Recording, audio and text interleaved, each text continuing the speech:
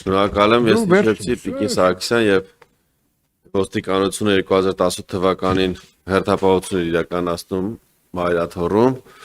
ու նաեւ ոստիկանության այդ ջանքերով չկայացավ նոր Հայաստան նոր շարժումը, ինչի համար ես ցավում եմ, բայց դա թողնենք։ Հիմա խոսքը վերաբերվում է 2018 թվականի նոր Հայաստան նոր հայրապետ շարժմանը, երբ շարժման մասնակիցներին հաջողվել էր ազատագրել վեհարանը, ցավոք սրտի ոստիկանության ջանքերով շարժումը տապալվեց։ Բայց հիմա հասնենք առաջ, էլի։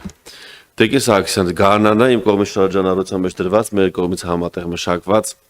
օրենքի նախագիծ ընդունվեց եւ օգոստոսի 9-ին մտավ ուժի մեջ, ըստ որի պետական եւ համայնքային բոլոր կառույցները պարտավոր են տեղադրել բարձր որակի տեսախցիկներ եւ 24 ժամյա հասանելիություն տրամադրեն ոստիկանությանը, ներքին գործերի նախարարությանը եւ նաեւ ինքնաշխատ եղանակով եւ ոչ միայն ինքնաշխատ եղանակով այդ տեսախցիկների ստացված տեղեկատվությունը պետք է վերլուծվեր եւ կազմվեն վարչական իրավախախտումներ, ինչը կբերեր վարչական իրավախախտումների թվի պակասման եւ նաեւ դուգանքների թվի աճի, որը կբերեր նաեւ կանխարգելման։ Ես ուրբաթ օրը մասնակցում էի կառավարության կոմիտեի նիստին, որտեղ Երևանի քաղաքապետարանը բերել էր օրենքի նախագիծ, որով իրենք պատրաստվում են իրենց կողմից մշակված խախտումներ ուղարկել ներքին գործերի նախարարությանը, որպեսզի ներքին գործերի նախարարությունը դրանցով վարչական իրավախախտումների մասին արձանագրություններ կազմի եւ նաեւ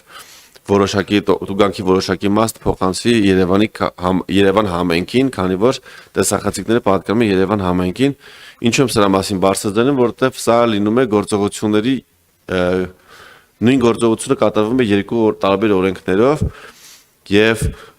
ուզում եմ հասկանալ թե որ փուլում է գտնվում տեխնիկական հագեցվածության հարցը, որպեսզի ոչ միայն Երևան քաղաքից ստացվող տեղեկատվությունը, այլ նաև մյուս բոլոր համայնքներից ստացվող տեղեկատվությունը գա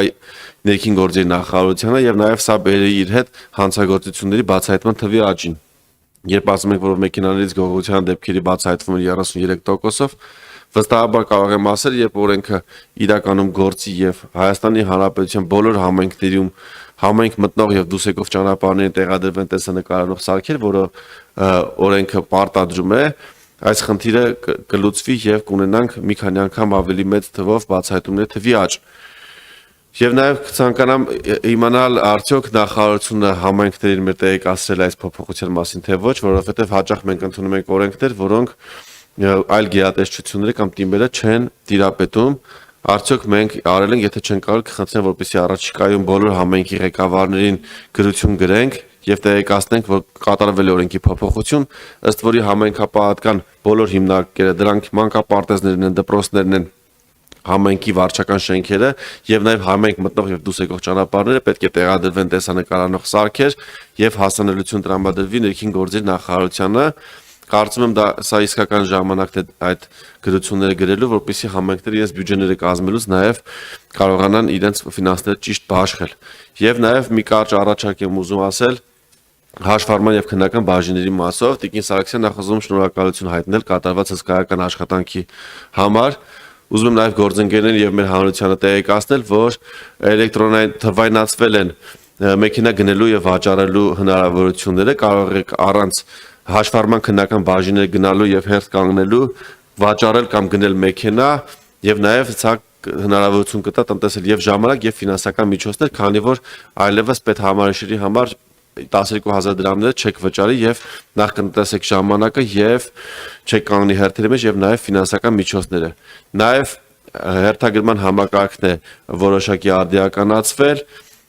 Բացի դրանից տեսական քննությունները առաջ եթե տեսական քննությունը հանձնում էր օրինակ Երևանի ՀԿԲ-ում, գործնականը նույնպես պետք է հանձներ Երևանում, ըստ փոփոխությունների կարող է տեսականը հանձնել այլ վայրում, գործնականը այլ վայրում, ինչը նույնպես շատ ողջունելի քայլ է Տիկին Սարգսյան, բայց ամեն դեպքում Երևանի ՀԿԲ-ում ունենք լուրջ ծանրաբեռնվածություն։ Ես առաջարկում եմ ու խնդրում եմ, որպեսզի բյուջեի քննարկումների այս փուլում նախատեսենք մեր այնտեղ աշխատող օպերատոր աղջիկների թիվը շատացնենք։ Տեսեք, այնտեղ ունենք 4 համակարգիչ 4 աղջիկներ, ովքեր որ գրանցումներն են իրականացնում, նրանք կատարում են բազմաթիվ գործառույթներ։ Նախ տեսական քննությունների գրանցումներն են իրականացնում, գործնական քննությունների գրանցումները, վարորդական վկայականների փոխելու գրանցումներն են իրականացնում եւ տեղ հաշվառման վկայականների փոփոխությունները, այսինքն բազմաթիվ գործառույթներ են անում, կխնդրեմ, որպեսզի այդ օպերատորների թիվը ավելացվի գոնե 5-ով եւ տեսական քննությունների համակարգիչների թիվը բավարար է ըստիս, եթե աղջիկների թիվը ավելացվի, այդ խնդիրը կունենանք հերթերի հերթագրման արագություն եւ նաեւ մեր քաղաքացիները ավելի քիչ հերթ կսպասեն տեսական քննության մասով, իսկ գործնական քննության մասով Տիկին Սարգսյան էլի նույնպես ունենք խնդիր, էլի կխնդրեմ կառաջարկեմ եւ նաեւ մենք պատրաստ ենք ազգային ժողովը ձեզ աջակցել, որպեսզի գոնե 5 մեքենա ավելացվի Երևանի հաշվառման քննական բաժին, որպեսզի գործնական քննությունը նույնպես արագ լինի։ Ես մի քանի օր առաջ այնտեղ եմ եւ կային հերթի մեջ սպասող աղջիկներ, տղաներ, ում հետ խոսում էի, նրանք մի քանի ամիս սպասել էին հերթին, առավոտից եկել էին, երևի ժամը 9-ից 10-ից, ժամը 3-ի 4-ի սահմաններում դեռ իրենց հերթը չէր հասել, որովհետև բնականաբար օբյեկտիվ պատճառներով մեքենաների թիվը եւ նաեւ այդ մեքենաները սպասարկող տղաների թիվը քիչ է, կխնդրեմ, որպեսզի շատացնենք, որպեսզի մեր քաղաքացիների կյանքը լինի ավելի հարմարավետ եւ ավելի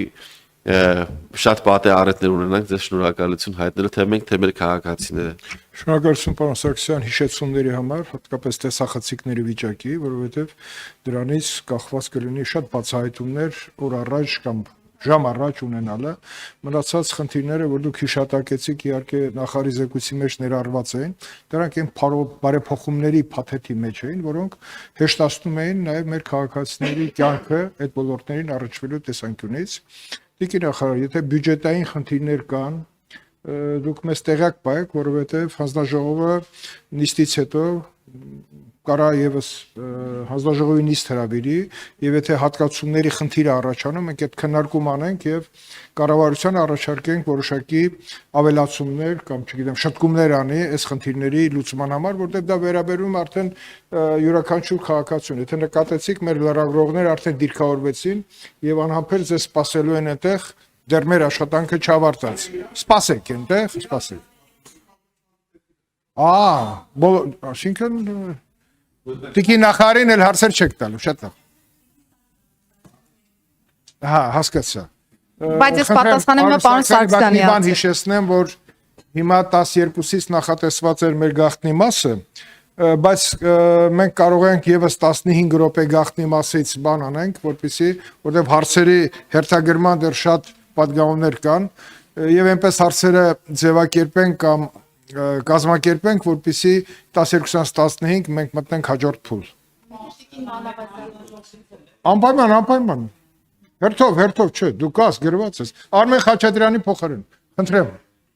Հիմա անդրադառնալով պարոն Սարգսյանի հարցադրումներին, պարոն Սարգսյան, նախ ես եմ ուզում շնորհակալություն հայտնել նախագծի ընդունման համար, որտեղ բավական երկար տանջալից նույնիսկ կարելի ասել process ենք ունեցել, մինչև նախագիծը ընդունել ենք, եւ գիտեք վստահաբար, որ ունենք ենթաունեցտրական ակտերի կարգավորման խնդիր, արդեն իսկ ակտերը շրջանառության մեջ են գտնվում, պիտի ասեմ, որ մեր մասնագետների համար անծանոթ կառավարության որոշման կարգավորման առարկա ունեինք եւ մի փոքր ժամանակ ծախսել ենք, որպեսզի պատշաճ կերպով ակտերը մշակվեն։ Ես առաջարկում եմ, որ մենք նաեւ համատեղ դիտարկենք այս մասը, որպեսզի նաեւ մեր ակնկալիքներն էլ կառավարության որոշումից པարզ լինեն։ Ինչ վերաբերում է համայնքի ղեկավարների հետ աշխատանքին, թեման համակարգում է իմ տեղակալը Արմեն Ղազարյան եւ ակտիվ այս մասով աշխատանքներ են տարվում, բայց վստահաբար կարիք կա եւս մեկ ազդակի փոխանցման։ Մենք նաեւ կառավարության սուբսիդավորման տրամաբանության մեջ ենք հարցի նայում, որպեսզի այն լավ գաղափարները, որոնք որ օրենքում դրված է, կարողանանք ամբողջությամբ իրացնել։ Ինչ վերաբերում է նախորդ օրը կառավարական կոմիտեում քաղաքապետարանի ներկայացրած նախագծին, վստահ եմ, որ նաև լսել եք մեր դիտարկումը, պարոն Ղազարյանը այնտեղ է եղել եւ ներկայացրել է, որ ձեր կողմից առաջ քաշված նախագծով արդեն իսկ հարցը լուծված է եւ թողնված է կառավարության որոշման տիրույթում տոկոսայնությունը կարգավորելու եւ լրացուցիչ օրենքի մակարդակում նորից հարց հարցը կարգավորելու կարիք չկա։ Կարծես թե այս մասով կոնսենսուս ունենք եւ այդ հատվածը դուրս կգա նախագծից, բայց նաեւ իրականացնում ենք գնահատման աշխատանքներ ընդհանուր տեսախցիկային համակարգի ներդրման մասով, որովհետեւ իրականում մենք անընդհատ մի բան փորձում ենք երկար ժամանակ գծագրել, հետո նոր գործիքներ են ի հայտ գալիս, դրանք ադապտացնելու կարիք ենք ունենում եւ ես առաջարկում եմ առաջիկայում այս թեմայով աշխատանքային քննարկում ունենալ, որպեսզի նախ բարձրինի թե որտեղ ենք այս պայծրությամբ գտնվում եւ համատեղ նաեւ ժամանակացույցը պլանավորենք այս առումով։ Ինչ վերաբերում է ՀԿԲ-ների աշխատանքին, ասեմ, որ այս տարի բավական պարկի թարմացում ենք ունեցել հաշվառման քննական ստորաբաժանումների, բայց այո, Երևանը շարունակում է մնալ մեր գերծանրաբեռնված հաշվառման քննական ստորաբաժանումը, նախատեսել ենք աշխատավարձային փոփոխություններ անձնակազմի համար, կարծում եմ դրական process է եղել եւ առաջիկայում այո, ոչ միայն մեքենաները պիտի շատացնենք, այլ նաեւ գործնական քննություն ընդունող անձնակազմի թիվը, որովհետեւ մենք տեղեր ունենք, որտեղ ունենք տրանսպորտային միջոցը, բայց չունենք անձ, ով որ կկարողանա գործնական քննություն ապահովել, ունենք նաեւ օպերատորությամբ զբաղվող անձնակազմ, որը թեև անում է այդ ծավալ աշխատանքի, բայց չունի վարորդական քննություն վերցնելու լիազորություն, որ մենք կարողանանք գոնե այս վիճակը կարգավորել եւ մեր քաղաքացիները, երբ որ նկատում են, որ պայմանականորեն Գյումրու հաշվառման քննական ստորաբաժանում կա չզբաղված անձ, դա նրանից է, որ տվյալ անձը չի կարող ուղղակի սպասարկել գործնական քննությունը, բայց այս առումով կարծում եմ մինչեւ տարեվերջ դրական փոփոխություն կունենանք եւ 2026-ը ավելի լավ հերթագրման պատկերով կկարողանանք իրացնել, բայց կարծում եմ, որ այս ոլորտը հիմնովին փոփոխության կարիք ունի, մենք մշակել ենք կոնցեպտ, որտեղ որ վերանայել ենք առհասարակ տեսական գործնական քննությունների անցկացման կարգը եւ նաեւ մենք այն համոզմանն ենք, որ անձը դիմորդը պիտի նախ կրթական որոշակի process-ով անցնի, կրթական կոնկրետ բաղադրիչ անցնի եւ հետո նոր միայն կարողանա մասնակցել տեսական եւ գործնական քննությանը, որովհետեւ հաճախ ունենում ենք բարեկամների, հարազատների կամ այլ եղանակով սովորեցնելու process, որը մեր պահանջած անվտանգային չափանիշին չի համապատասխանում ուղղակի։ Դրա համար այս պայն նաեւ մասնավոր գործընկերների հետ ենք քննարկում, որ կրթական բաղադրիչը պարտադիր դարձնելու պայմաններում մենք կարողանանք ապահովել համապատասխան լիցենզավորված ընկերություններ, որոնք կտան պետության թելադրած քաղաքականությանը համապատասխան կրթություն եւ վստահ կլինենք, որ տեսական ու գործնական արդեն ապահով ձեռքերում կկարողանանք ավարտել։